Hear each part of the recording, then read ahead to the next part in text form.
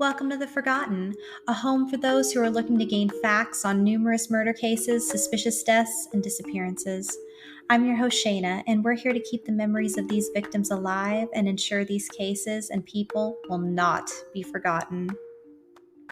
Welcome to The Forgotten family.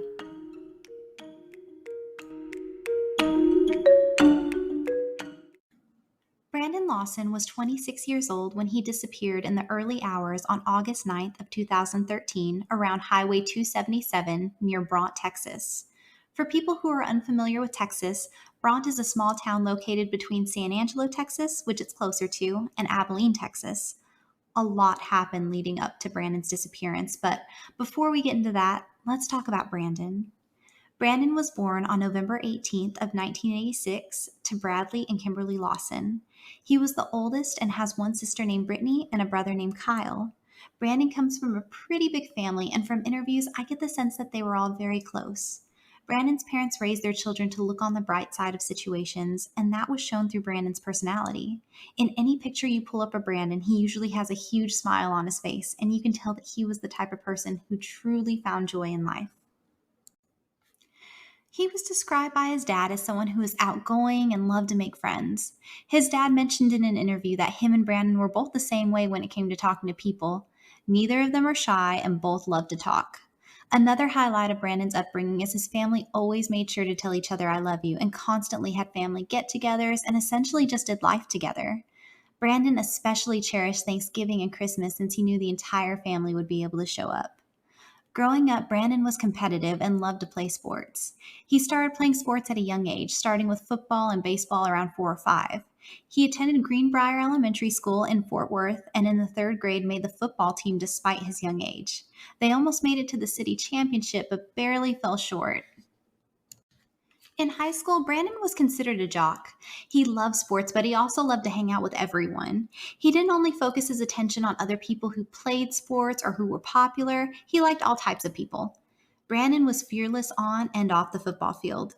He didn't have a problem stepping in when he saw someone being bullied. One day, Brandon noticed some kids bullying a fellow classmate named Jason Watts. Jason was a lot smaller, and other kids saw this as an opportunity to intimidate him. Jason was pushed into a locker, and seeing this upset Brandon, so he didn't hesitate to walk over to Jason, outstretch a hand to him, and he told Jason, "Don't worry about all that. Those people never win in life, and don't let that bother you." He helped him up and told him he would see him later. This started a friendship that would last far beyond the date Brandon went missing. At some point while Brandon was in high school, he met a girl, and honestly, I don't know any of the details. What I do know is around this time, his first child was born, who was a baby girl named Mackenzie. Everything I've seen about Brandon describes that he loves his kids more than anything, so I'm sure even with being young, he probably thought the world of this little girl he helped create. Even though this relationship didn't work out, I get the sense that they stayed friendly and were able to co-parent well. Brandon also met another special person in high school named Ladessa. She was 15 and he was 16, and around the time of the meeting, little Mackenzie was less than a year old. Brandon kept asking Ladessa for her number, and after some resistance, Ladessa finally gave in.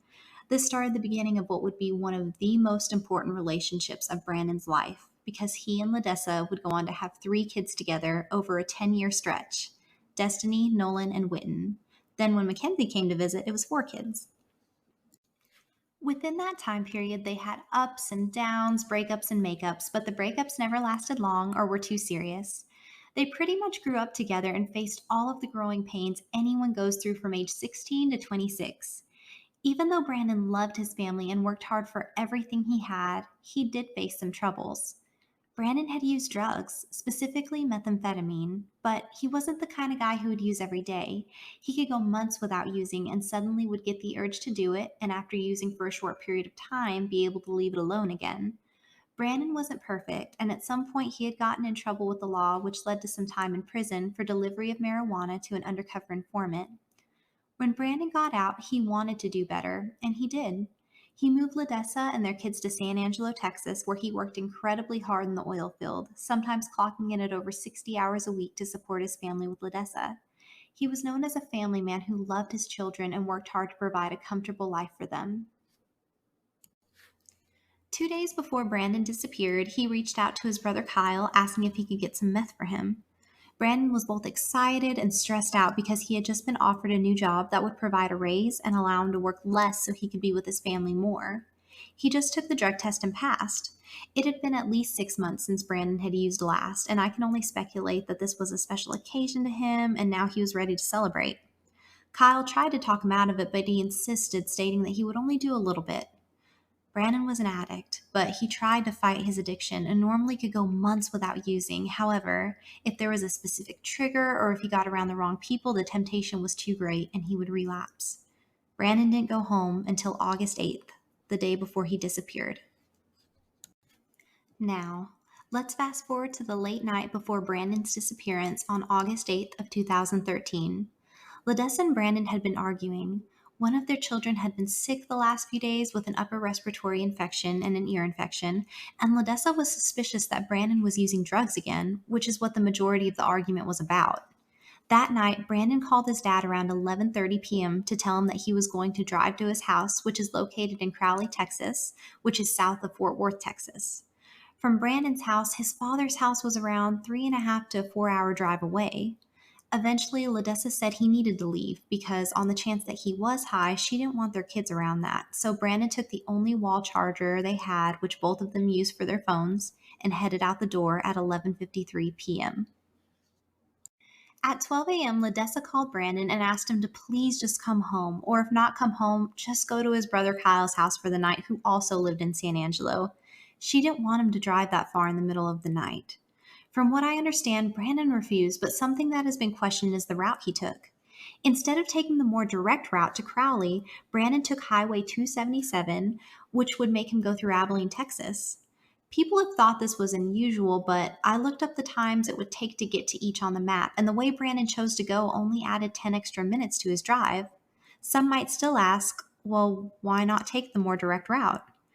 This could have been due to a few reasons. Something I think that is important to note is a few months before Brandon's disappearance, him and Ledessa found out that he had a felony warrant for possession of a controlled substance with intent to distribute. This warrant was from Johnson County, issued in 2005 and obviously not recent. This warrant was before Brandon even went to prison, so they were shocked to find out about this. They only found out when Brandon went to get his tag situated for his truck. Other than knowing he had a warrant at the time, they didn't know what it was for, and they were saving up for a lawyer to get it taken care of. Either way, this warrant wasn't something that Brandon seemed too concerned about, but people have speculated that he went this route to avoid the chance of running into police. Another reason Brandon could have taken this route is the simple fact that maybe he preferred it. Maybe it was more peaceful or familiar to him. Either way, we do know that he took this route. About 10 minutes after talking to Ledessa at 12:10 a.m., Kyle arrived at Brandon's house to check on things because he had received a call from his mother, who was worried about Brandon because he was, quote, flipping out. Upon arriving, Brandon had already left the house. Next, Ledessa misses two calls from Brandon, one at 12:34 a.m. and 12:36 a.m. I'm thinking at this time maybe she's annoyed with him from the argument and just doesn't feel like answering. Also, around this time, Brandon calls his brother multiple times, but Kyle thought it was odd because he was only speaking a few sentences at a time before hanging up. By the way, this strange style of phone calls would continue on through the early morning. The first call in this frantic period, Brandon stated that Ledessa had three Mexicans from the neighborhood chasing him out of town, and that the state trooper had pulled one of them over, but there were still two chasing him. Kyle noticed that the way this sounded bizarre, and since he helped get him meth, suspected that he was high, so asked if he was okay, like if he was hallucinating. Brandon said he was not and hung up. Brandon then called back a few minutes later at 12:38 a.m. He told Kyle that he was about to run out of gas and he needed Kyle to bring him some. Kyle told him, "That's fine, I'll help you, but first I need to run by your house," Brandon's, to pick up the gas can, and that he would go straight to him after. Kyle then called Ledessa at 12:40 a.m. and explained the situation. "Brandon ran out of gas, and I'm going to pick up the gas can to fill it and take it to him." Ledessa agreed and left the gas can on the front porch for him to pick up. After that, Ledessa realized, since he took the only wall charger, that all she had was the car charger for her phone. Because of this, she put her phone in the car to charge and went inside to take a shower, take care of her sick baby, and try to sleep. This is speculation, but I'm thinking that even though Brandon ran out of gas, maybe Ladessa felt comforted knowing that Kyle was helping with it and knew he was in good hands. Like maybe this was just a bad night, and then tomorrow they would deal with the craziness that happened when everyone's head was clear. At 12:48 a.m., Ladessa misses another call from Brandon. At this time, I don't think she's intentionally avoiding his calls. Now I think she isn't answering because the phone is charging in the car. During all this, Kyle, his girlfriend Audrey, and their 4-year-old son picked up the gas can that Ladessa had left on the front porch. Then they made their way to Brandon. Kyle's check hadn't gone into his account yet to actually buy gas to put in the gas can, so he planned on first picking up Brandon, where he would drive him to the Stripes convenience store where Brandon could pay for the gas. At 12:50 a.m., Brandon called 911. This is where a ton of speculation and theory has surfaced. The 911 operator answers, and Brandon says, "Yes, I'm in the middle of a field. A staper just pushed some guys over. Right here, going towards Abilene on both sides. My truck ran out of gas. There's one car here. A guy's chasing me through the woods. Please hurry." From here, the operator seems like she did not understand, so told him to run that by her again. I think Brandon then says, "There ain't no talking to them. I accidentally ran into him." Then the operator says, "Oh, you ran into him?" I think from here, the operator thinks there has been some kind of motor vehicle accident. Brandon then says either "got the first guy" or "not the first guy." The operator then asks, "Do you need an ambulance?" Which Brandon adamantly says, "No, I need the cops." The operator then says, "Okay, is anybody hurt?" But all that can be heard after this is wind noise, nothing else. Brandon was gone. This call had been such a hot topic of discussion for a few reasons. First of all, Brandon's speech. He's talking very fast through the call and has a heavy Texas accent, which makes him hard to understand, and he's using language that some may be unfamiliar with. For example, he says, "A staper just pushed some guys over." According to Kyle, staper was another way that him and Brandon would say state trooper, and pushed over can be equivalent to pulled over. Another thing in this video that people have speculated is maybe a second person is there. In the audio, many people have said that they hear someone else say, "Protect yourself," and a gunshot, but equally as many people have said that it sounds like cars passing over a bridge. Another interesting thing about this call is the content itself. Brandon sounded stressed due to who he thinks is someone chasing him in the woods. This leads to numerous questions. Who does Brandon think is chasing him? Why are they chasing him? People have been creative in trying to answer these questions, but nothing solid has been determined. Another thing that has been addressed are people have criticized the 911 operator since she never asked Brandon's name or any specific information, such as location. At that time, Coke County, which is the county Brandon was in when he called 911, did not have a specific dispatch center, so the phone rang at a nearby nursing home where it said that a CNA took Brandon's call. This CNA had no training on 911 calls or how to properly handle them. I believe since the specific incident, protocols have changed to where the calls from this area now do go to trained 911 dispatchers located in San Angelo. As the morning continued, Brandon attempted to make numerous calls after this, once to Ladessa, a few times to Kyle, and even a few times to a neighbor. Since the cell reception was so bad, the calls were unsuccessful. During this, maybe one went through to a neighbor named Matthew, but I wasn't able to find what, if anything, was actually said when the call connected. At 12:58 a.m., a passing motorist called 911 to report Brandon's truck was partially on the highway. The citizen was concerned about it blocking traffic. On the way to Brandon's truck, Kyle gets a call asking, "Where are you? Hurry up." Kyle said he was on his way as fast as he could go. Brandon hung up. Brandon called back again, and Kyle's girlfriend Audrey answered, "Where are y'all? I'm bleeding, Aud. Hurry up and get here." Then hung up. Then Brandon calls back again and said, "Where are you at?" Kyle told him he was pulling up right now, and he hung up. Kyle pulled up across from Brandon's truck on the opposite side of the road, where he walked up to Brandon's truck around 1:10 a.m. Brandon calls yet again, and Kyle asks, "Where are you, bro?" And Brandon said, "I'm right here where I said." Kyle then noticed a car pulling up behind him, which was an officer. Brandon then says to Kyle, "One time run." Kyle replied, "I'm not going to run. I haven't done anything wrong." For those that are unaware, one time is what Kyle and Brandon would say to refer to a police officer or the law. So When he said one time run, Brandon for some reason was trying to tell Kyle to run because there was a cop, but Kyle said, "I didn't do anything wrong. I'm not going to run." Brandon replied by saying, "Where's your pride, motherfucker?" and hung up. The officer, Chief Deputy Brandon Neal, asked Kyle if the truck was his, and Kyle explained that it was Brandon's, that he ran out of gas, had horrible cell signal, and he was just trying to find his brother. At this point, it's important to note that Kyle had no idea that Brandon had tried to call 911. So at this time, Kyle thought maybe Brandon didn't want to come out while the cop is here due to his warrant. Kyle asked the officer if he could drive down the street to search for Brandon, which he agreed to. While Kyle drove away, the deputies searched near the area, and after being unsuccessful in locating Brandon, he locked his truck, put on the hazard lights, and left. Before the officer left, he did a quick search of the truck where it was discovered that there was no damage to the truck, and his keys, wallet, and cell were all missing. While driving down the road, Kyle and Audrey continuously tried to call and text Brandon with no response. After about an hour, since their son was young, they had to take him home. Kyle continued to try to call Brandon until 3 a.m. when the call started going directly to voicemail, which meant his phone had died or was turned off. Ladessa went and got her phone around 4 a.m. and was shocked at what she found. Tons of missed calls from Brandon and Kyle, and even Brandon and Kyle's mom, Kimberly. Kyle left voicemail saying he couldn't find Brandon, and when she tried to call Brandon, of course, by this time it went straight to voicemail. Ladessa immediately tried to call the sheriff's department to see if they had located him, but they didn't really have too much information to share with her other than an officer went to check out the truck since it was a hazard and told her if it isn't moved, it will be towed. Unfortunately, Brandon was the only one who had a key. Around 6:30 a.m., Kyle pulled money from his bank since his check went through and picked up a friend named Chris that him and Brandon worked with previously. From here, since it was still dark, they were driving slowly, calling out for Brandon and looking around near Brandon's truck.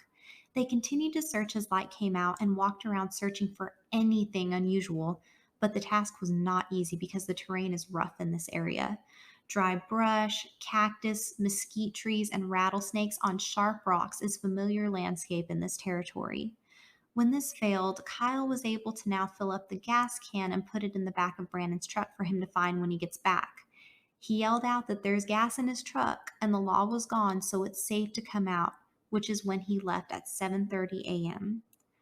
Brandon's truck was towed around 9 a.m. that morning. No one ever tried to respond to Brandon's 911 call for help. That morning, Ladessa and more of Brandon's friends from work went out and tried to search for him by calling out to him around the area with no success. Ladessa immediately tried to file Brandon as a missing person, but was met with resistance, and she wasn't able to formally file until that Tuesday, the day after Brandon was supposed to start his new job. Ladessa did not wait to start searching, however. The next day, she booked a hotel closer to the location and spent the next few days searching as much as the rough terrain as possible, with help from Brandon's friends, and a few days later, his family arrived to help as well. The place he had previously worked at brought out ATVs to try to assist in covering more land because this area is huge. The landowners were initially very friendly and allowed everyone to search on the property in the first few days. Ladessa was able to file the missing persons report that Tuesday, August 13th, and this is when the family finally discovered that Brandon had called 911 that night. Kyle at some point had admitted to investigators that he had been talking to Brandon that night, and because he failed to mention that he was speaking to Brandon at the time it was happening, suspicion fell on him, and the Coke County Sheriff's Office thought that Brandon went missing on purpose due to his warrant. At this point, police believed Kyle either helped assist his brother escape that night or hurt him. Kyle was angered and sad that police would think that he did something to his brother, so he immediately agreed to take a polygraph test.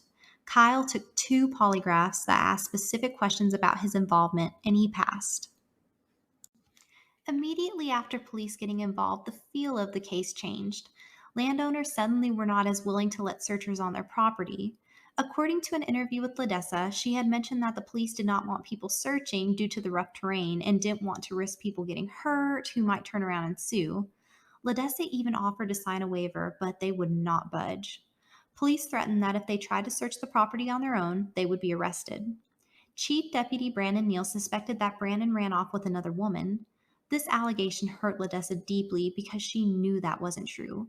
Her and Brandon loved each other, and Brandon would have never left his kids. She was frustrated knowing that they were running down the wrong path. Other areas in this investigation that were questionable is the police never spoke with the neighbor Brandon may have talked to on the phone that night. Ledessa had asked the neighbor named Matthew if he would be willing to speak with police. They went to the station, and at this point, police said they didn't need to speak with him. I thought this was odd because this was one of the last people Brandon spoke to that night. Wouldn't you want to hear what he has to say? Eventually, Sunday came around, and with a heavy heart, Brandon's family had to go back home. Even though they had to leave, Ledessa refused to give up. She paid out of her own savings for a plane. She went up and tried to look for any signs of Brandon. However, this was difficult from that high up. It's hard to see, and there is an incredible amount of land to cover. After the search, a man volunteered to take his plane up so they could search and take pictures. For this specific trip, Brandon's best friend JR went. The man then offered his plane again later on, and Ledessa went this time. None of these aerial searches produced any sign of Brandon. 21 days after Brandon went missing, police, the fire department, and yes, strangers were able to search for Brandon on the land. Again, nothing was found. Since going missing, Brandon's bank account and phone has never been used again. Many years have passed, and family and friends still wonder where Brandon is and what all happened that night. His family deeply misses him, and even though Ledessa is now married, her love for Brandon has not faded, and she's still dedicated to finding the father of her children and the man that she loved for so long. Jason Watts, the friend Brandon stood up for so many years ago, has become a huge advocate in leading searches and helping with anything that can lead to finding Brandon. So, if anyone's out there on that land near US Highway 277, specifically hunters, since that land is used a lot for this purpose, please keep your eyes open for Brandon or any trace of him. His family just wants to bring him home and have closure from that awful night. If you have any information, please contact the Coke County Sheriff's Office at 325 453 2717. Thank you guys so much for tuning in and listening to Brandon's story. If you enjoy The Forgotten and would like to help support the podcast, you can click the support button, and with it, I will continue to improve the channel and keep these cases coming. If you enjoy the cases and would like to hear me talk about them further, please consider joining my Patreon, which is called The Forgotten After Hours. Here, I will create short episodes that will dive into the cases we've gone over, and I'll talk about different scenarios, what I think happened, and things we can learn from these horrible tragedies. I will post the link below. Until next time, stay safe and keep your eyes open.